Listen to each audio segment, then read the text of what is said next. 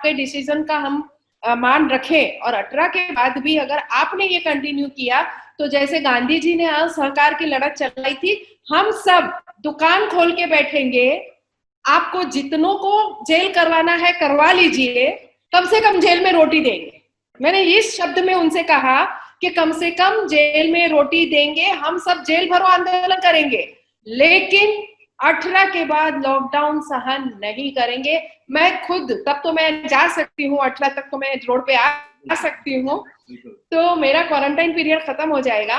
मैंने कहा मैं खुद सबसे पहले जाऊंगी, जेल में बैठूंगी कि करिए आप, मुझे भी अंदर डालिए, लेकिन लॉकडाउन अब आगे सहन नहीं किया जाए। जय हिंद दोस्तों, इस वक्त हमारे साथ हैं मीरा भाईंदर की एमएलए विधायक गीता जैन जी।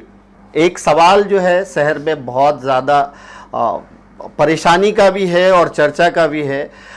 मीरा भाईंदर के बहुत सारे, यानी करीब करीब पूरे मीरा भाईंदर के शॉप ऑनर्स, लॉकडाउन जो इस बार हुआ है, क्योंकि लॉकडाउन में कुछ रिलैक्सेशन नहीं है और इस लॉकडाउन से लोग बहुत परेशान हो रहे हैं। कई लोगों ने ये कहा कि अब 4 महीना होने को आया, अगर किसी के पास बैकअप है भी तो 2 महीने 3 महीने का, अब वो ख़त्म हो गया है। मुझे आज कुछ लोगों ने ये कहा कि मिडिल क्लास लोग, हम लोग मिडिल क्लास लोग अब लोअर मिडिल क्लास में आ गए हैं।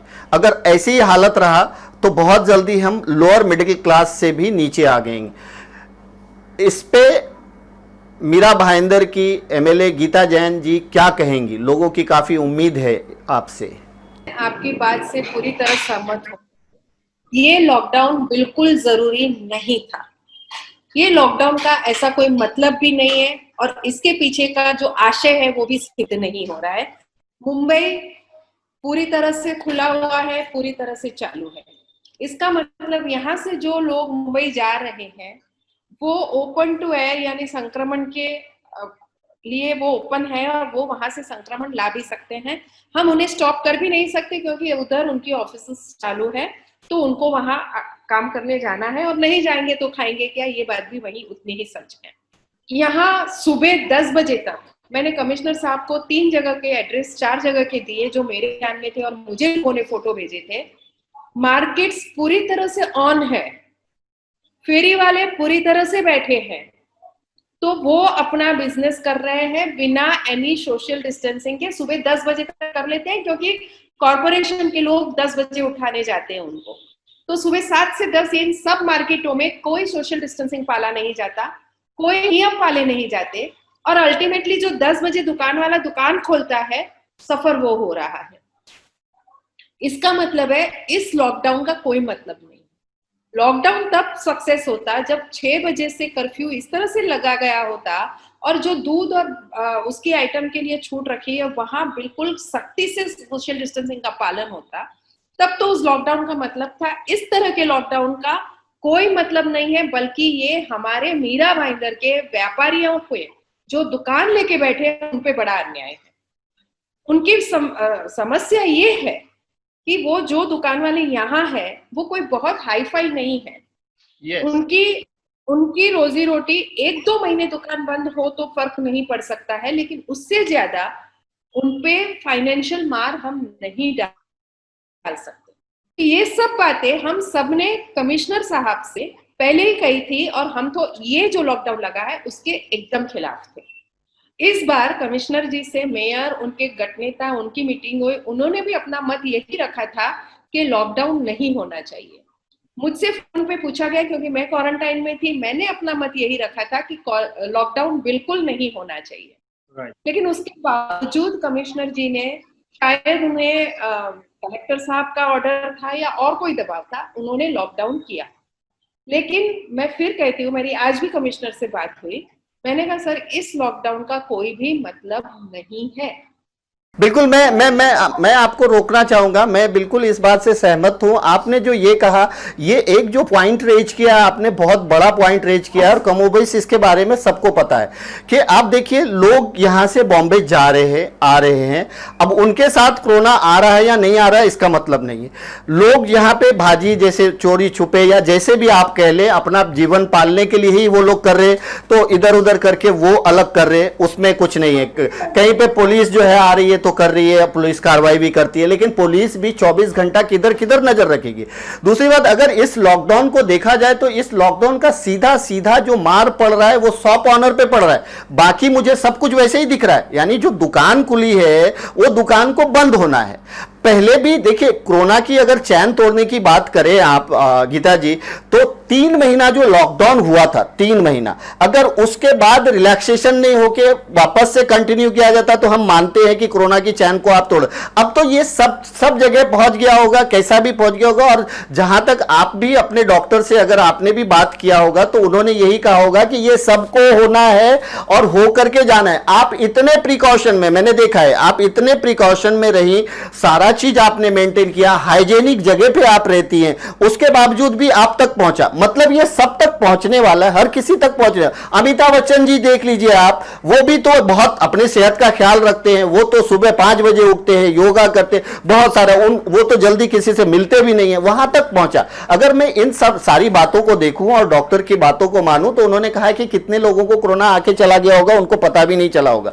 जिनकी इम्यूनिटी सिस्टम कमजोर है उनको ही कोरोना जो है ये कर रहा है। और अगर इम्यूनिटी विल टप है तो आपको नहीं लगता कि ये लॉकडाउन अब कोई सॉल्यूशन नहीं है? अब प्रिकॉशन सॉल्यूशन है। जितना जितना जो फोर्स है मनपा या फिर यहाँ के जो आयुक्त हैं, जिनका जितना फोर्स वो इस चीज पे लगा रहे कि बंद करो, कार्रवाई करो, उतना फोर्स अगर इस चीज पे लगा दे कि अवेयरनेस करो, मास्क पहनो, सोशल डिस्टेंस मेंटेन करो, ये सही नहीं होगा?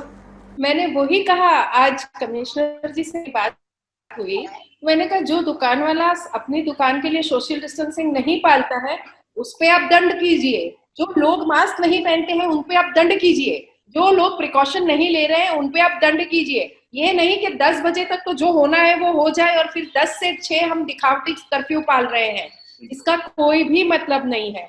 बल्कि मैंने आज उनको फोन पे ये भी कहा कि सर अगर 18 के बाद भी आपके डिसीजन का हम मान रखें और 18 के बाद भी अगर आपने ये कंटिन्यू किया तो जैसे गांधी जी ने असहकार की लड़त चलाई थी, हम सब दुकान खोल के बैठेंगे, आपको जितनों को जेल करवाना है करवा लीजिए, कम से कम जेल में रोटी देंगे। मैंने इस शब्द में उनसे कहा कि कम से कम जेल में रोटी देंगे, हम सब जेल भरो आंदोलन करेंगे, लेकिन 18 के बाद लॉकडाउन सहन नहीं करेंगे। मैं खुद, तब तो मैं जा सकती हूँ, 18 तक तो मैं रोड पे आ सकती हूँ, तो मेरा क्वारंटाइन पीरियड खत्म हो जाएगा। मैंने कहा मैं खुद सबसे पहले जाऊंगी, जेल में बैठूंगी कि करिए आप, मुझे भी अंदर डालिए, लेकिन लॉकडाउन अब आगे सहन नहीं किया जाएगा। मैं किसी को धमकी नहीं दे रही हूँ, ये लोगों की मजबूरी है, बिना लॉकडाउन मजबूरी है, बिना मतलब का लॉकडाउन है। यानी सुबह 10 बजे तक तो आपको जो इच्छा है वो करो और 10 बजे के बाद हम लॉकडाउन के नियम पालें, ये क्या?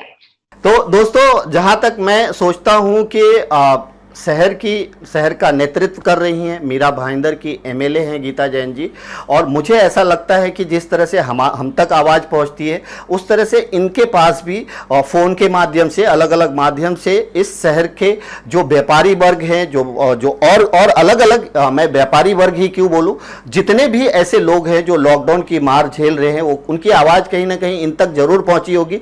इसलिए इन्होंने आज, बात तो मैं अभी कर रहा हूं, लेकिन इन्होंने इसके पहले ही आयुक्त से जो बात भी की थी और इन्होंने बहुत अच्छा कहा कि आप जो है 18 के बाद, यानी लोग भी यही कह रहे हैं कि अब माफ कर दीजिए, अब हमें वक्त दीजिए, हमें कमाने का मौका दीजिए। मुझे आज गीता जैन जी, मुझे आज एक पर्सन ने ये कहा कि पहले जब मेरे बच्चे कुछ मांगते थे तो हम उनकी ख्वाहिश को पूरी कर पा रहे थे, आज जो है अगर वो कुछ मांगते हैं तो हमें कुछ ना कुछ बहाना बनाना पड़ता है। आप सोचिए कितना दर्द था उसमें। सबसे बड़ा दर्द है किसी भी पेरेंट के लिए, मैं आमदन हूँ और मैं भी पेरेंट हूँ, बिल्कुल, और अपने बच्चों की ख्वाहिश पूरी नहीं कर पाना ये पेरेंट के लिए सबसे बड़ा दर्द है।